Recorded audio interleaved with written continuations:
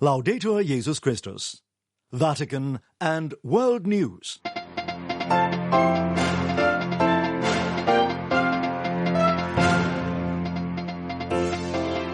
In the headlines this Tuesday, November the 12th, the Israeli army has announced the opening of a new aid crossing into Gaza. The Archbishop of Canterbury has resigned amid allegations of mishandling cases of abuse. And 1,300 people will join the Pope in a lunch for the 8th World Day of the Poor. In the Vatican, I'm Kelsey Gussie. As winter approaches and more than 2 million people have been displaced from their homes in Gaza, the United Nations has said the amount of aid entering Gaza has plummeted to its lowest level in a year. But, as Nathan Morley reports, on Tuesday, the Israeli army announced the opening of a new aid crossing into Gaza. The new crossing came just as a U.S. deadline demanding the improvement of humanitarian conditions was due to expire. Last month, the U.S. Secretary of State gave Israel an ultimatum of 30 days to make sure more aid lorries reached Gaza daily. Louise Wateridge is a spokesman from UNRWA. People are begging for pieces of bread. They don't have access to clean water. And winter is around the corner. Many people are sheltering under curtains, under pieces of fabric. It really is hopeless. We've been communicating about this for 13 months. We're running out of words. We're running out of ways to describe to the world how awful it is on the ground and how much worse it's getting. Meanwhile, Israel has carried out at least 10 airstrikes on the southern suburbs of Beirut. The strikes came less than an hour after Israel issued evacuation warnings. Israel said the army would take forceful action against Hezbollah facilities in a dozen buildings. Then, according to reports, thick plumes of black smoke rose from the buildings which were targeted. Earlier, Israel's defense minister, Israel Katz, said his troops would continue hitting Hezbollah in Lebanon with full force and that there would be no ceasefire. Meanwhile, a resolution passed at an extraordinary Arab and Islamic summit in Riyadh has alerted of the growing conflict in the Middle East and its potential regional and global repercussions. The resolution, published in full by the Saudi press agency, also warns of the expansion of the aggression on the Gaza Strip, which is now extending into Lebanon, and the violation of the sovereignty of Iraq, Syria and Iran. It also expressed support for Egypt and Qatar's efforts in collaboration with the United States to secure an immediate and permanent ceasefire in the Gaza Strip and the release of hostages and prisoners. The resolution held Israel accountable for the failure of these efforts due to its government's withdrawal from the agreements reached by the negotiators. For Vatican Radio, this is Nathan Morley reporting.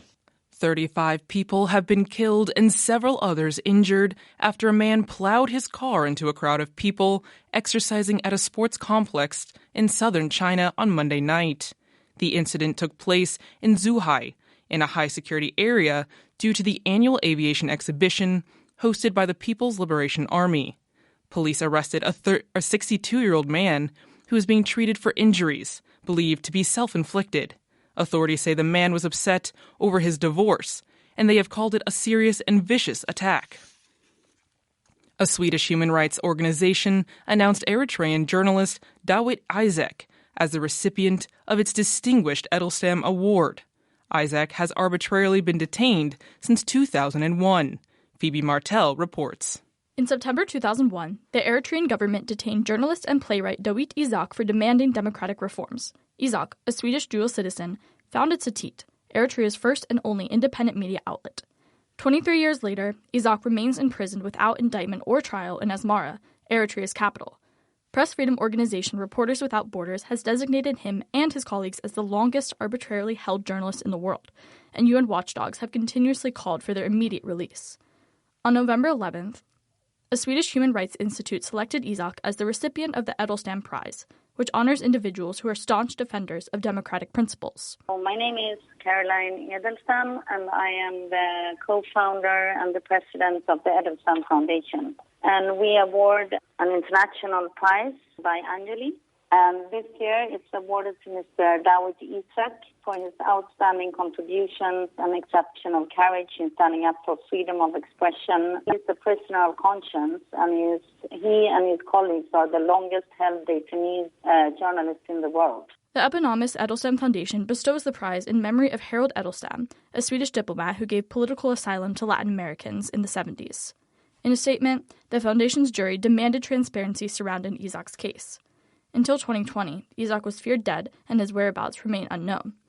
The jury also urged the international community to hold Eritrean authorities accountable for systematic torture and enforced disappearances of political prisoners. Isaac's daughter, Bethlehem, will accept the prize on his behalf when it is presented in Stockholm on November 19th. I'm Phoebe Martell. Haiti's main airport remained closed on Tuesday, a day after violence erupted as the country swore its new prime minister in a politically tumultuous transition.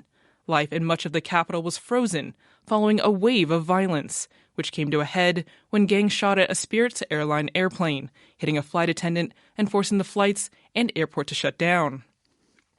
In other news, global humanitarian agencies have released a report in conjunction with the COP29 climate change conference in Baku, Azerbaijan, warning that millions of people forced to flee wars and persecution often end up in lands worst affected by extreme climate change, warning there is no escape for them if we do not factor in this in our emergency aid work. Thaddeus Jones has this report. Among related themes regarding global climate change and urgent efforts needed to address it, participants at the COP29 Climate Change Conference heard about how refugees and displaced persons are bearing the worst effects of extreme climate change and with no way to escape it. The United Nations Refugee Agency, UNHCR, released a detailed report on the subject, published on the 12th of November for the COP29 summit taking place in Azerbaijan. Prepared in collaboration with 13 expert organizations, research institutions, and refugee-led groups, the report highlights the latest data which shows how climate shocks are often intertwined in conflict zones, pushing those who are already in danger into even more dire situations. The report details how more than three-quarters of the 120 million forcibly displaced persons worldwide live in countries heavily impacted by climate change. The report mentions in particular countries such as Ethiopia, Haiti, Myanmar, Somalia, Sudan, and Syria. Entitled No Escape on the Front Lines of Climate Change, Conflict, and Forced Displacement, the report notes that by 2040, the number of countries facing extreme climate change-related hazards is expected to rise from 3 to 65, the vast majority of which host displaced people. And this is especially worrying with the dangerous heat rising in many of these countries. UN High Commissioner for Refugees Filippo Grandi stated that for the world's most vulnerable people, climate change is a harsh reality that profoundly affects their lives and driving displacement in regions already hosting large numbers of people uprooted by conflict and insecurity and compounding their plight and leaving them with nowhere safe to go. Efforts to assist those forced to flee wars and violence must increase and factor in the effects of extreme climate change, the report notes, which will require more funding and logistical support to offer the vital protection and humanitarian aid these people desperately need. Filippo Grandi notes that solutions are at hand, but we need urgent action. That is Jones. The Archbishop of Canterbury resigns after the publication of an independent review and mounting pressure to stand down after his handling of an abuse scandal. Linda Bordoni reports. Archbishop Justin Welby resigned as Archbishop of Canterbury on Tuesday, saying he had failed to ensure there was a proper investigation into allegations of abuse by a volunteer at Christian summer camps decades ago. Reverend Welby, who is also the head of the Worldwide Anglican Communion, released a statement in which he said, having sought the gracious permission of His Majesty the King, I have decided to resign as Archbishop of Canterbury. In his statement, Welby quoted the independent Macon Review that he said has exposed the long-maintained conspiracy of silence about the heinous abuses of John Smith. Smith, a well-known attorney, allegedly abused over 130 teenage boys and young men when he worked as a volunteer in summer camps in South Africa, Zimbabwe, and England for over 5 decades. Archbishop Welby said that when he was informed in 2013 and told that the police had been notified, he believed wrongly that an appropriate resolution would follow. It is very clear, he said, that I must take personal and institutional responsibility for the long and re-traumatizing period between 2013 and 2024. And he noted, it is my duty to honour my constitutional and church responsibilities. So exact timings will be decided once a review of necessary obligations has been completed, including those in England and in the Anglican Communion. Archbishop Welby expressed his hope that this decision will make clear how seriously the Church of England understands the need for change and its profound commitment to creating a safer church. As I step down, I do so in sorrow with all victims and survivors of abuse, he said. I'm Linda Bordoni. World Day of the Poor is celebrated annually on the third Sunday of November. As has become customary, Pope Francis will celebrate the day with some of the poor people of Rome, who will join him for lunch after he has presided over Mass. Francesco Merlo tells us more.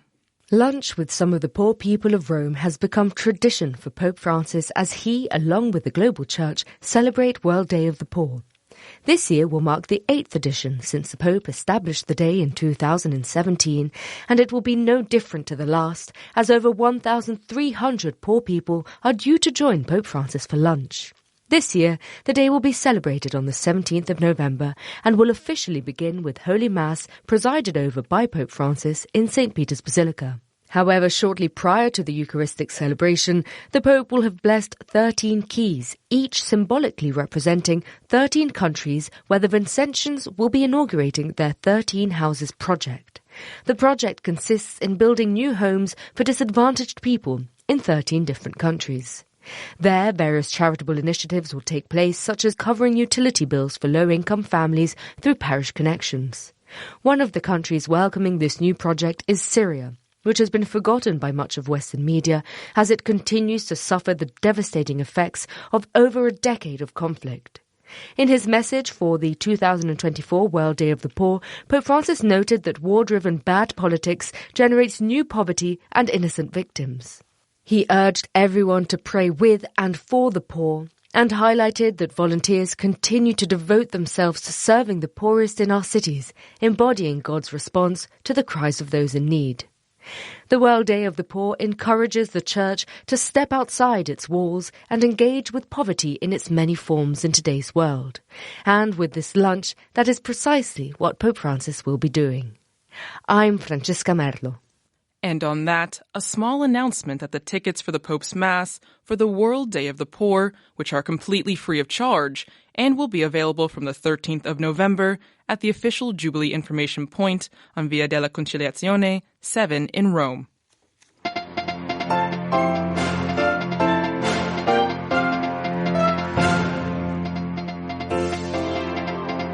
And that brings us to the end of this edition of Vatican and World News. For more on these and other stories, please visit our website at www.vaticannews.va. And you can also catch the latest updates on Facebook, X, and Instagram pages. Many thanks go to Gabriele Di Domenico and Francesca Merlo in studio. In the Vatican, I'm Kelsey Gussie.